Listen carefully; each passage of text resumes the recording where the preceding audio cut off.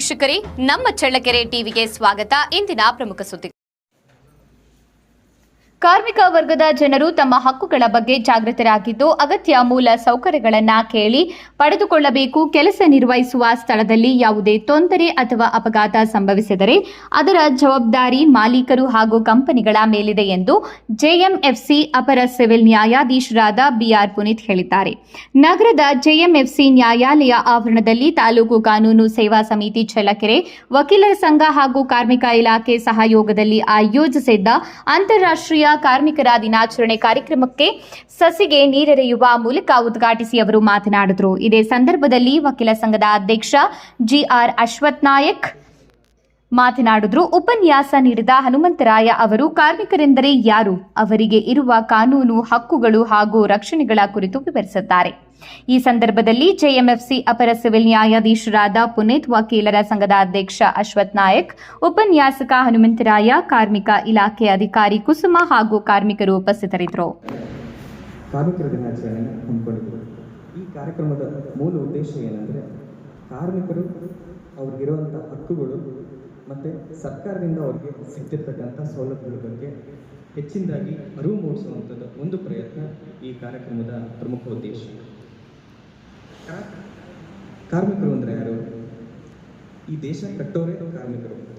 ಬೆಳಗ್ಗೆ ಎದ್ದಾಗಿಂದ ಸಾಯಂಕಾಲ ಮಲಗೋ ತನಕ ಪ್ರತಿಯೊಬ್ಬ ಸಾರ್ವಜನಿಕ, ಪ್ರತಿಯೊಬ್ಬ ಪ್ರಜೆ ಕಾರ್ಮಿಕರ ಶ್ರಮದ ಮೇಲೆ ಅವಲಂಬಿತರಾಗಿರ್ತಾರೆ. ಒಬ್ಬ ಕಾರ್ಮಿಕ ಬೆಳಗ್ಗೆ ಬಂದು ಹಾಲು ಹಾಕಲಿಲ್ಲ ಅಂದರೆ ನಾನು ಹಾಲು ಕುಡಿಯೋಕ್ಕಾಗಲ್ಲ, ನಾನು ಇವತ್ತು ಕೋಟ್ ಹಾಕ್ಕೊಂಡಿದ್ದೀನಿ, ಟೈ, ಸ್ಪೆಕ್ಸು, ಶೂಸು, ಪ್ಯಾಂಟು, ಬಟ್ಟೆ, ಮೂಲಭೂತ ಸೌಕರ್ಯ. ಇನ್ನು ನಿಖರವಾಗಿ ಹೇಳ್ಬೇಕಂದ್ರೆ ಮೂಲಭೂತ ಸೌಕರ್ಯಗಳು ಅವಲಂಬಿತವಾಗಿರೋದು ಕಾರ್ಮಿಕರ ಶ್ರಮದ ಮೇಲೆ. ಅವರು ಶ್ರಮ ವಹಿಸ್ತಾ ಇದ್ದರೆ ನಮಗೆ ಟೈಮ್ ಸರಿಯಾಗಿ ಊಟ ಸಿಗಲ್ಲ, ನಾವು ಹಾಕ್ಕೊಳ್ಳೋಕ್ಕೆ ಬಟ್ಟೆ ಇರಲ್ಲ, ಇರೋಕ್ಕೆ ಸೂರು ಇರಲ್ಲ. ಕಾರ್ಮಿಕರ ಬೆವರ ಹರಿಯ ಪ್ರತಿಫಲವೇ ಈ ಒಂದು ದೇಶ. ಕಾರ್ಮಿಕರು ಕಷ್ಟಪಟ್ಟು ದುಡಿದು ಅವ್ರು ಬೆವರು ಹರಿಸಿದ್ರೇ ದೇಶದ ಪ್ರಗತಿ ಆಗೋಕ್ಕೆ ಸಾಧ್ಯ. ಕಾರ್ಮಿಕರೇ ಈ ದೇಶದ ಬೆನ್ನೆಲುಬು. ಅವರು ಒಂದು ದಿವಸ ತಮ್ಮ ಕೆಲಸ ಮರೆತು ಅಥವಾ ಕೆಲಸ ಮಾಡೋದು ನಿಲ್ಲಿಸಿದ್ರೆ ಈ ದೇಶ ಪ್ರಗತಿ ಹೊಂದಲು ಅಸಾಧ್ಯ. ಪ್ರತಿಯೊಂದು ಹೆಜ್ಜೆಯಲ್ಲೂ ನಾವಿರ್ತಕ್ಕಂಥ ಪ್ರತಿಯೊಂದು ಹೆಜ್ಜೆಯಲ್ಲೂ ಕಾರ್ಮಿಕರ ಶ್ರಮ ಅಷ್ಟೇ ಆಗಿದೆ. ಹಾಗಾಗಿ ಕಾರ್ಮಿಕ ಸುಖವಾಗಿದ್ದಾನೆ? ಈ ಪ್ರಶ್ನೆಗೆ ಉತ್ತರ ಇಲ್ಲ. ಅದಕ್ಕೋಸ್ಕರನೇ ಸರ್ಕಾರ ಅನೇಕ ಕಾನೂನುಗಳನ್ನ ಕಾರ್ಮಿಕನ ಒಳಿತಿಗಾಗಿ ತಂದಿದೆ. ಆದರೆ ಬ್ಯಾಡ್ ನ್ಯೂಸ್ ಏನಂದರೆ ಕಾರ್ಮಿಕರಿಗೆ ಅವರು ಸರ್ಕಾರದಿಂದ ಸಿಗ್ತಕ್ಕಂಥ ಸೌಲಭ್ಯಗಳಾಗಲಿ ಅಥವಾ ಕಾರ್ಮಿಕರಿಗೆ ಇರುವಂಥ ಹಕ್ಕುಗಳಾಗಲಿ ಅವ್ರು ಗೊತ್ತಾಗ್ತಿಲ್ಲ. ಈ ಕಾರ್ಯಕ್ರಮದ ಮೂಲ ಉದ್ದೇಶನೇ ಅದು.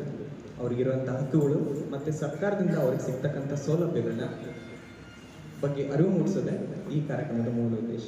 ಹಾಗಿದ್ರೆ ಏನಿದೆ ಕಾರ್ಮಿಕರಿಗೆ ಏನೇನು ಹಕ್ಕಿದೆ? ಸಮಾನ ವೇತನದ ಹಕ್ಕು. ಅಂದರೆ ಯಾವುದೇ ಒಬ್ಬ ಕಾರ್ಮಿಕ ತಾನೇನು ಕಷ್ಟಪಟ್ಟು ಕೆಲಸ ಮಾಡ್ತಾನಲ್ಲ ಅದಕ್ಕೆ ನ್ಯಾಯಯುತವಾದ ವೇತನ ಅವನಿಗೆ ಕೊಡಬೇಕು. ಹೆಣ್ಣಾಗಲಿ ಗಂಡಾಗಲಿ ಸಮಾನ ವೇತನ. ಅವ್ರು ಎಷ್ಟು ಕೆಲಸ ಮಾಡ್ತಾರಲ್ಲ ಅಷ್ಟು ಕರೆಕ್ಟಾಗಿ ಅವ್ರಿಗೆ ವೇತನ ಸಿಗಬೇಕು. ಮತ್ತು ಯಾವುದೇ ರೀತಿಯಾಗಿ ವೇತನ ಕಡಿತಗೊಳಿಸೋದು ಅನಧಿಕೃತವಾಗಿ ಸುಮ್ಮನೆ ಬರೋದು, ಅವ್ರ ಕೈಲಿ ಬೆಳಗಿಂದ ಸಾಯಂಕಾಲ ತಗೊಂಡು ದುಡಿಸ್ಕೊಳ್ಳೋದು, ಅರ್ಧ ವೇತನ ಕೊಡೋದು, ಇದೆಲ್ಲ ಮಾಡಬಾರ್ದು. ಅದು ವಿರುದ್ಧವಾಗಿ ನಿಮಗೆ ಹಕ್ಕಿದೆ. ಇನ್ನೊಂದೇನು? ರಜೆ ಹಕ್ಕು. ನಿಮಗೆ ಹುಷಾರಿಲ್ವಾ ಅಥವಾ ಎಸ್ಪೆಷಲಿ ಹೆಣ್ಮಕ್ಳುಗಳಿಗೆ ಈ ಹೊಸ ಇದು ಬೇರೆ ಬಂದಿದೆ, ಅವ್ರಿಗೆ ಒಂದು ದಿವಸ ಸ್ಪೆಷಲ್ ಲೀವ್ ಬೇರೆ ಕೊಡ್ತಿದ್ದಾರೆ. ಹಾಗೆ ಗರ್ಭಿಣಿ ಆದರೆ ಅವ್ರಿಗೆ ಇಷ್ಟು ದಿವಸ ಇರುತ್ತೆ ಲೀವ್ಸ್ ಅಂತ. ಹಾಗೆ ರಜೆ ಹಕ್ಕು ಕೂಡ. ಮತ್ತು ಸಮಯ, ಇಷ್ಟು ಪ್ರತಿ ದಿವಸ ಒಬ್ಬ ಕಾರ್ಮಿಕ ಇಷ್ಟು ಗಂಟೆಗಳು ಮಾತ್ರ ಕೆಲಸ ಮಾಡಬೇಕು ಅಂತಲೂ ಕಾನೂನು ಇದೆ. ಆ ಕಾನೂನುಗಳ ಬಗ್ಗೆ ಹೆಚ್ಚಿನಾಗಿ ಹೇಳಕ್ಕೆ ಹೋಗಲ್ಲ, ಸಮಯ ಅಭಾವ. ಬಟ್ ಓವರಾಲ್ ಏನಿದೆ, ನಿಮ್ಮ ಹಕ್ಕುಗಳು ಏನಿದೆ ಅನ್ನೋದ್ರ ಬಗ್ಗೆ ಮಾತ್ರ ನಾನು ಬೆಳೆಸಲು ಪ್ರಯತ್ನ ಪಡ್ತಾ ಇದ್ದೀನಿ. ಇಷ್ಟು ಗಂಟೆಗಳು ಮಾತ್ರ ಕೆಲಸ ಮಾಡಬೇಕು ಅನ್ನೋದ್ರ ಬಗ್ಗೆನೂ ಕಾನೂನು ಇದೆ. ಅದಕ್ಕಿಂತ ಮೀರಿ ಕೆಲಸ ಮಾಡಿದ್ರೆ ಅವನಿಗೆ 2 ಪಟ್ಟು ವೇತನ ಕೊಡಬೇಕಂತಲೂ ಕಾನೂನು ಇದೆ. ಇದ್ರ ಬಗ್ಗೆ ನೀವು ಅರಿತುಕೊಂಡಾಗ ಮಾತ್ರ ನಿಮಗೆ ಆ ರೀತಿಯಾದಂಥ ಯಾವುದೇ ಶೋಷಣೆಗಳಾದರೆ ಬಂದ್ಬಿಟ್ಟು ನೀವು ಧೈರ್ಯವಾಗಿ ಎದುರಿಸ್ಬೋದು. ಇನ್ನೊಂದೇನು? ಸೋಷಿಯಲ್ ರೈಟ್ಸ್ ಅಂದರೆ ಏನು? ನೀವು ಕೆಲಸ ಮಾಡ್ತಿರ್ತೀರಿ, ಕೆಲಸ ಕಾರ್ಯದಲ್ಲಿ ಏನಾದರೂ ಒಂದು ತೊಂದರೆ ಆಗುತ್ತೆ, ಅವಾಗ ಏನು ಮಾಡಬೇಕು? ನಿಮಗೆ ಸಂಬಳ ಕೊಡೋದು ESI ಇದೆ, EPF ಇದೆ, ಗ್ರ್ಯಾಚ್ಯುಟಿ ಇದೆ, ಇದೆಲ್ಲ ನಿಮ್ಮ ವೇತನದಲ್ಲಿ ಕಡಿತಗೊಳಿಸಿ ನೀವು ಕೆಲಸ ಮುಗಿದ ನಂತರ ಅವ್ರಿಗೆ ಕೊಡಬೇಕಾಗ್ತದೆ. ಆದರೆ ಮಾಡ್ತಿದ್ದಾರೆ ಆ ರೀತಿ ಶೋಷಣೆ ಆದರೆ ಎಲ್ಲಿಗೆ ಹೋಗಬೇಕು? ಅದು ನಿಮ್ಗೆ ಇರತಕ್ಕಂಥ ರೈಟ್ಸ್ ಏನು? ಅದ್ರ ಬಗ್ಗೆ ಒಂದು ಸ್ವಲ್ಪ ಯೋಚನೆ ಮಾಡಿ. ನಿಮಗೆ ನಿಮ್ಮ ಹಕ್ಕುಗಳ ಬಗ್ಗೆ ಅಥವಾ ನೀವು ಶೋಷಣೆ ಆಗ್ತಿದ್ರೆ ಅಂತ ಏನಾದರೂ ನಿಮ್ಗೆ ಅನಿಸಿದ್ರೆ ನಮ್ಮ ತಾಲೂಕು ಕಾನೂನು ಸೇವಾ ಸಮಿತಿ ಇರುತ್ತೆ, ಬನ್ನಿ, ನೀನು ಆಗ್ತಿದೆ, ನಮಗಿರುವಂಥ ಹಕ್ಕುಗಳೇನು, ನಾವು ಎಲ್ಲದನ್ನು ಪ್ರತಿಪಾದಿಸ್ಬೋದು, ನಮಗೆ ವೇದಿಕೆ ಏನು ಅಂತ ಕೇಳಿ.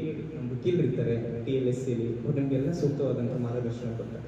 ಮತ್ತು ಸರ್ಕಾರದಿಂದಲೂ ಸಹ ಬಹಳಷ್ಟು ಅದ್ರ ಬಗ್ಗೆ ಅರಿತುಕೊಳ್ಬೇಕು ಅಂದರೆ TLSC ಇದೆ, ಲೇಬರ್ ಆಫೀಸ್ ಇದೆ, ಧೈರ್ಯವಾಗಿ ಹೋಗಿ ಎದುರಿಸಿ, ಏನೂ ತೊಂದರೆ ಇಲ್ಲ. ನೀವು ಧೈರ್ಯವಾಗಿ ನಿಂತು ನಿಮ್ಮಲ್ಲಿ ಆಗ್ತಿರೋ ಕಷ್ಟಗಳನ್ನ ಹೇಳ್ಕೊಂಡ್ರೆ ಸರ್ಕಾರ ನಿಮಗೆ ನಿಮ್ಮ ಕಷ್ಟಕ್ಕೆ ಸ್ಪಂದಿಸಿ ಏನೋ ಒಂದು ಸೊಲ್ಯೂಷನ್ನ ಕೊಡ್ಬೋದು. ನೀವೇ ಎದ್ದು ನಿಂತು ನಿಮ್ಮ ಕಷ್ಟಗಳನ್ನ ಹೇಳ್ಕೊಳ್ದಲ್ಲ ಇದ್ರೆ ಸರ್ಕಾರ ಹೇಗೆ ಕೊಡುತ್ತೆ?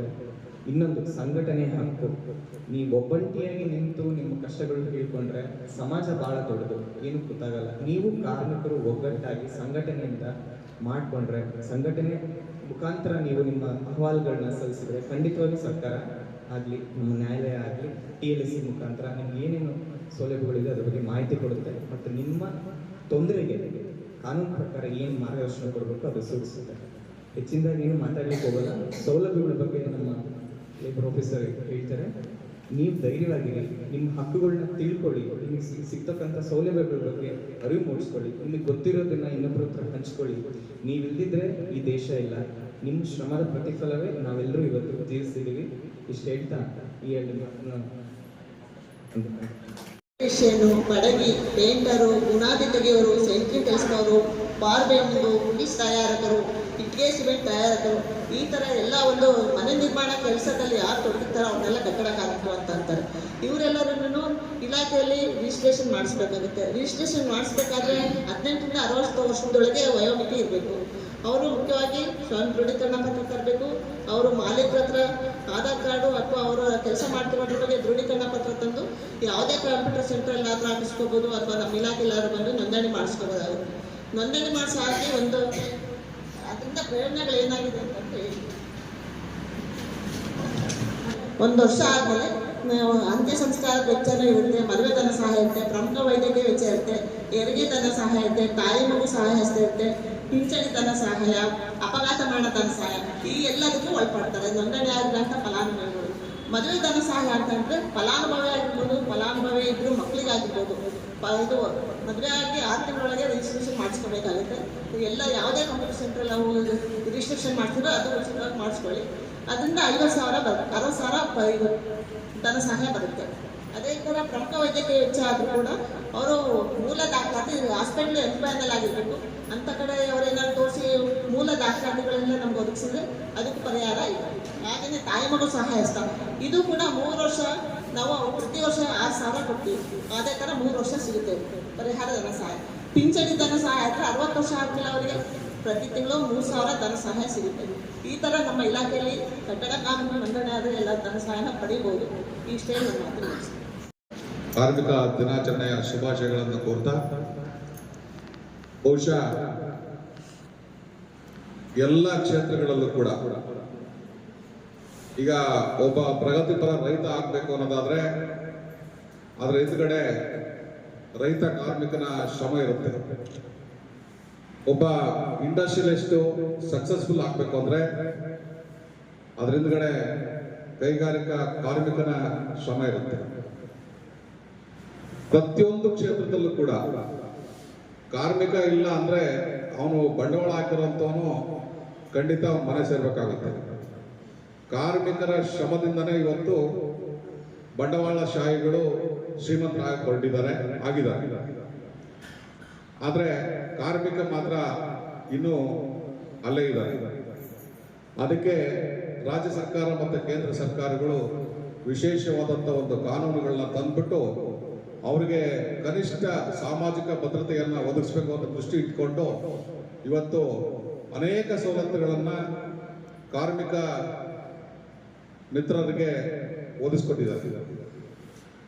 ದುರಂತ ಅಂದ್ರೆ ಅಂತ ಸೌಲಭ್ಯಗಳನ್ನು ಪಡೆಯುವಲ್ಲಿ ನಮ್ಮ ಕಾರ್ಮಿಕರು ಇನ್ನೂ ಕೂಡ ಮುಂದೆ ಬಂದಿಲ್ಲ. ಸಾಕಷ್ಟು ಪೋಸ್ಟರ್ಗಳು ಅಂಟಿಸ್ತಾರೆ ತಾಲೂಕು ಆಫೀಸ್ ಕಾಂಪೌಂಡ್ಗಳಲ್ಲಿ, ಸ್ಟೇಷನ್ ಹತ್ರ, ಕೋರ್ಟ್ಗಳ ಹತ್ರ, ಸಾರ್ವಜನಿಕ ಕಚೇರಿಗಳ ಹತ್ರ ಸಾಕಷ್ಟು ಪೋಸ್ಟ್ಗಳು ಅಂಟಿಸಿದ್ದಾರೆ. ವಾಲಂಟಿಯರ್ ಆಗಿ ತಾಲೂಕು ಕಾರ್ಮಿಕ ನಿರೀಕ್ಷಕರ ಹತ್ರ ಬಂದ್ಬಿಟ್ಟು ನಮ್ಮನ್ನ ನೋಂದಣಿ ಮಾಡಿರಂತ ಇವತ್ತವರೆಗೆ ಯಾರು ವಾಲಂಟಿಯರ್ ಬರ್ತಾ ಇಲ್ಲ. ಕಾರ್ಮಿಕ ನಿರೀಕ್ಷರೆ ಅವ್ರು ನೋಡ್ಕೊಂಡು ಹೋಗ್ಬೇಕು.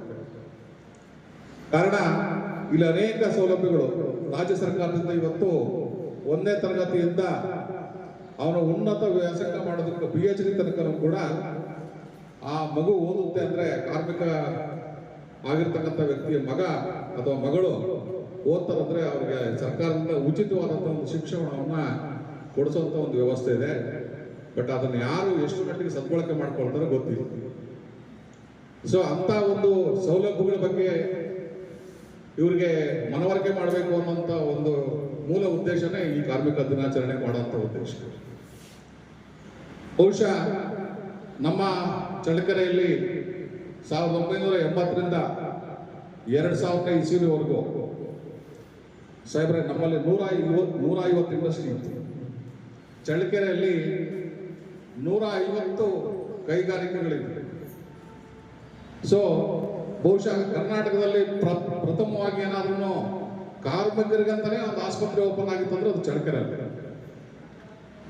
ಅಷ್ಟು ಕಾರ್ಮಿಕರು ಇಲ್ಲಿ ಕೆಲಸ ಮಾಡ್ತಿದ್ರು. ಆದ್ರೆ ಇಂಥ ಸೌಲಭ್ಯಗಳು ಅವತ್ತಿನ ಕಾಲಕ್ಕೆ ಇರಲಿಲ್ಲ.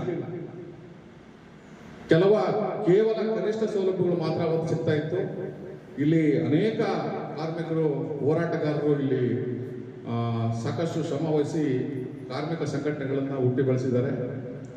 ಈ ಮೂಲ ಉದ್ದೇಶ ಏನಂದ್ರೆ ಮೇ 1, 1923ನೇ ಇಸ್ವಿನಲ್ಲಿ ಚೆನ್ನೈನಲ್ಲಿ ಮೊದಲನೇ ಬಾರಿಗೆ ಕಾರ್ಮಿಕ ದಿನಾಚರಣೆಯನ್ನು ಆಚರಣೆ ಮಾಡ್ತಾರೆ.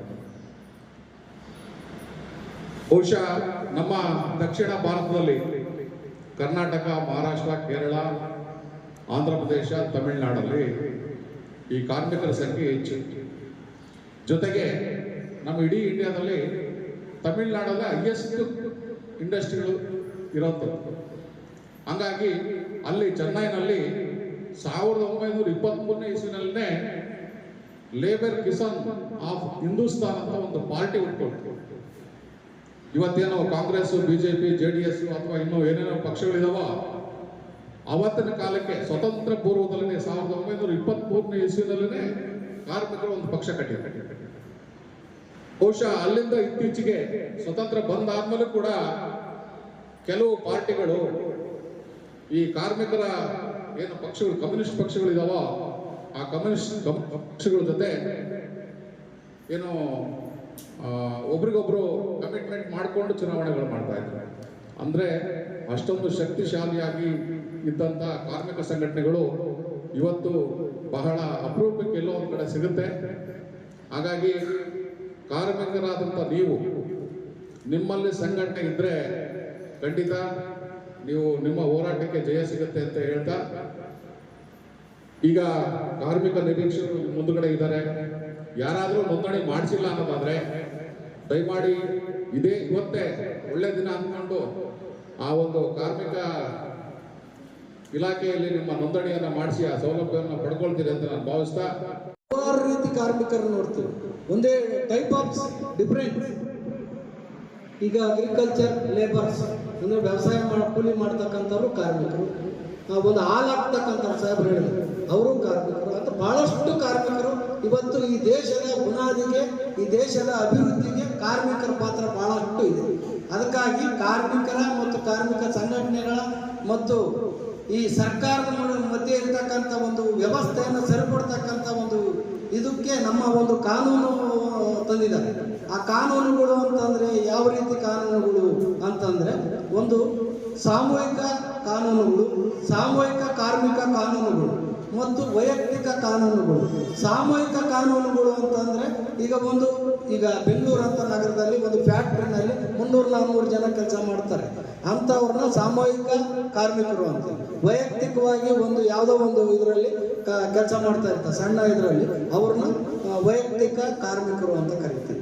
ಸಾಮೂಹಿಕ ಇದರಲ್ಲಿ ಫ್ಯಾಕ್ಟ್ರಿನಲ್ಲಿ ಕೆಲಸ ಮಾಡ್ತಕ್ಕಂಥ ಬಹಳಷ್ಟು ಜನಗಳಿಗೆ ಏನು ವ್ಯವಸ್ಥೆ ಮಾಡಬೇಕು, ನಾವಿವಾಗ ಒಂದು ಜಮೀನು ತಗೊಂಡು ಯಾರಾದರೂ ಒಂದು ಇವರು ಬಿಲ್ಡರ್ಸ್ ಎಲ್ಲ ಸೈಟ್ಗಳು ಮಾಡ್ತಾರೆ, ಅಲ್ಲಿ ಏನು ಮಾಡಬೇಕು, ಯಾವ ರೀತಿ